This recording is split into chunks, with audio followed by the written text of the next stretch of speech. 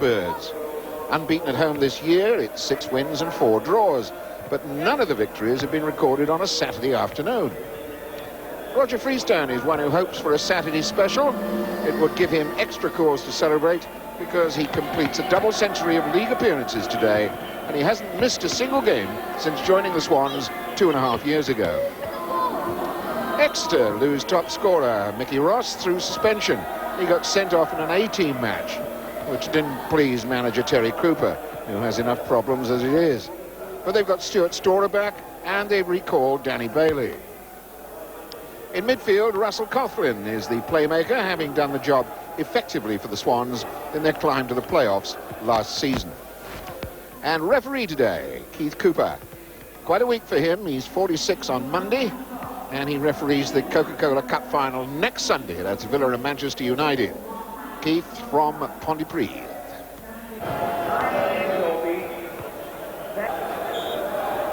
And Mr. Cooper gets us away. The red and white stripes of Exeter. Attacking the goal to the left. Bright sunny morning here in Swansea at the Vetch, with very few people about.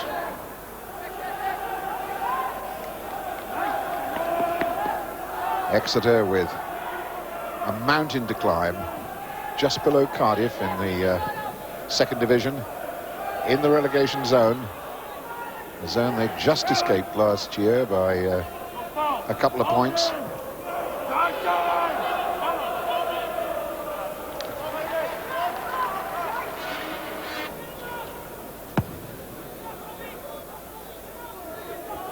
Jump by Torphy, foiled by Robbie Turner. Cardiff fans will probably remember Robbie Turner in the distant past when he came from Huddersfield. Storer for Exeter. Storer with the job of replacing Mickey Ross up front. Rush giving the ball away. Coughlin trying to set Nicky Morgan going. Offside flag, which Keith Cooper acknowledges but wants the game to continue. Redwood, a good cutout. Gavin hooks it on. Walker there. Morgan now. Gavin. Gavin taking on Jenkins. That's not a bad looking ball, and that was Storer getting a little touch to it. Swansea defence looked a bit groggy then. Storer lost his marker, and that was a fair ball in. The way that Storer got across, lost Claude, and fortunately straight at Freestone. Easy ball for Redwood. Harris. Big up and under. Hodge. Good break for Hodge again. Claude. Oh, that was worth a shot. Oh, lucky mark, Claude.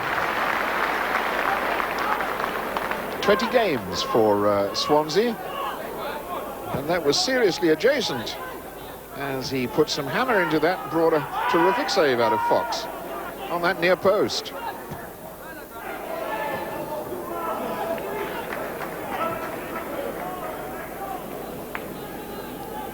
Harris.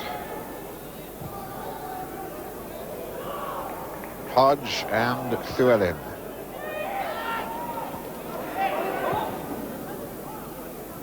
Pascoe loses. Llewellyn has it. Morgan, a little touch. But now Walker. And Bowen racing to try and get there.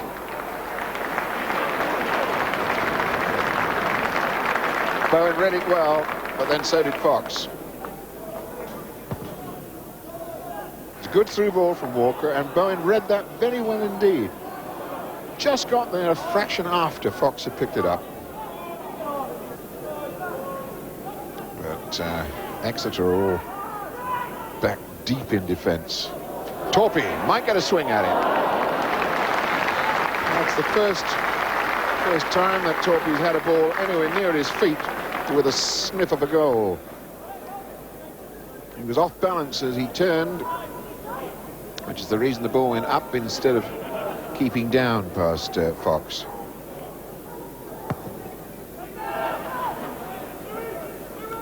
Wasn't a bad ball in, and that was a good turn against Brown, but not on target.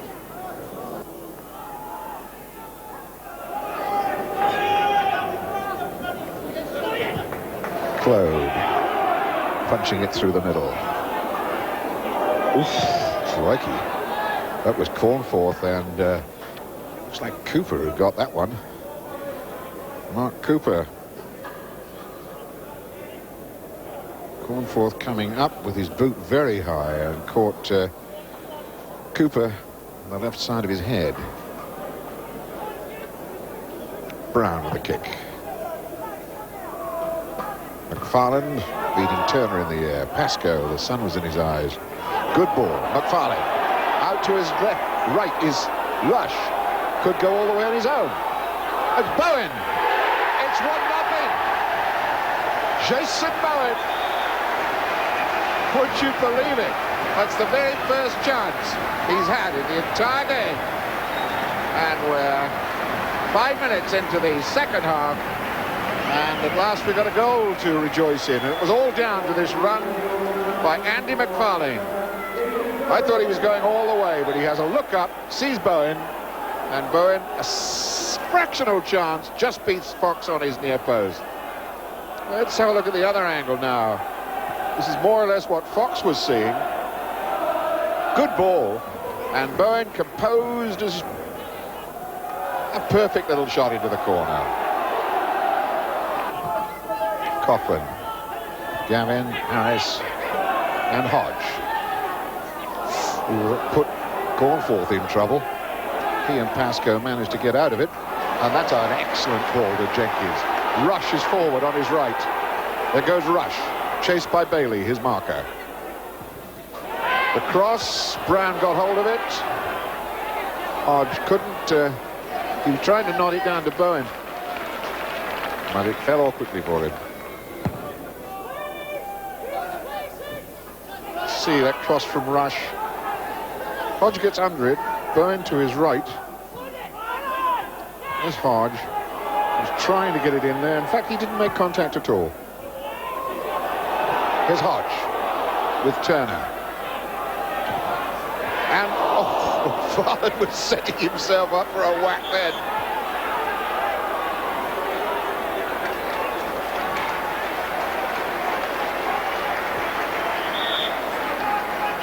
Well, the crowd's still appreciating that. Hodge, a little gallop down this left touchline. Beats Turner. And McFarlane, he really thought he had something coming for him then.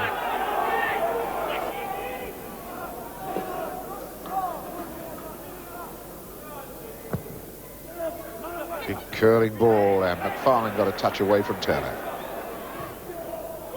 And there goes Bowen, one-on-one, and uses Hodge. John Hodge, the one thought in his mind today, obviously, is to score against his old club. But he really didn't get hold of that one. Johnny Hodge, who was top goals for Exeter last season,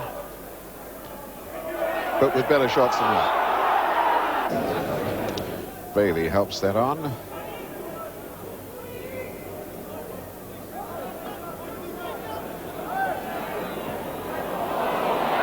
Roger Freestone won't make too many friends amongst his own players with balls like that. Pascoe. It's Harris. And Hodge and Llewellyn go together. Hodge. Claude. Far post ball is wanted. Oh, yes! What a goal!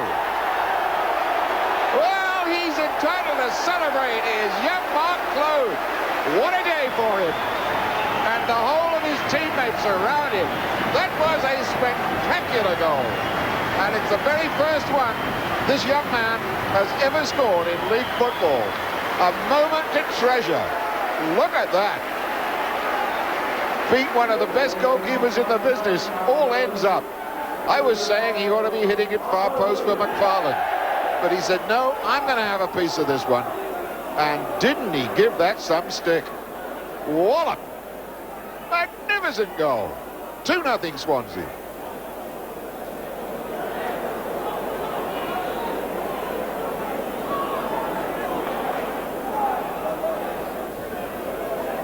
So, Swansea at least, I think, can relax just a little bit now with a 2-0 cushion.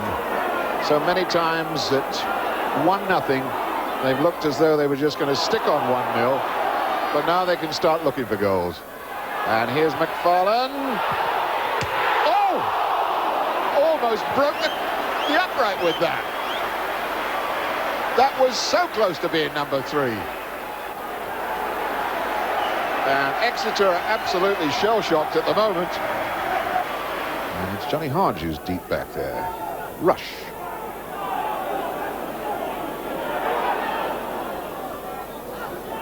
Has he gone a yard too far? No, knocks it off nicely for Claude.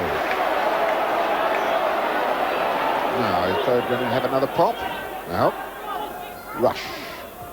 Bowen. Robbed by Brown, who just nicked his ankle. And this might be a chance for John Cornforth to try out his free kick technique.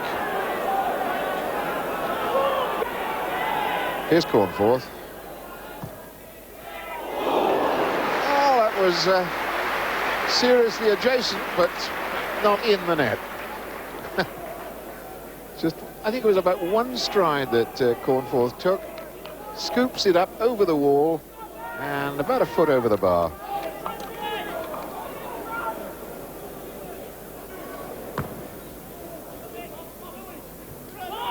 Harris down as far as Coughlin. And if Llewellyn leaves it for Wigley. Coughlin again, finding little bits of space for himself, does Coughlin, and he switches some nice balls around. Llewellyn. What a cracking try then from Cooper. Oh, you heard the whack of that hitting the crossbar. And finally, Freestone's got hold of it. But goodness me, what a snapshot by Mark Cooper. See how close he came. On the turn, bang. Hit the bar and Freestone didn't know a thing about it. Hodge, good hit on. Here's Pascoe. That was a brilliant try by Colin Pascoe. And Peter Fox has signalled to the bench that he thinks the spare goalkeeper ought to come on, because he was obviously in difficulty as he tried to go across for this shot. This was just past the post. Claude, as referee Cooper finally, having added 4 minutes to the second half, decides that's the end of the activities. A first Saturday league win this year. And Claude, Mark Claude, and this man Jason Bowen, the two heroes for Swansea. Jason, he's done it all before, but for Mark Claude, a day to remember, his very first ever league goal. And it wrapped it up in a final scoreline which reads Swansea City 2, Exeter 0.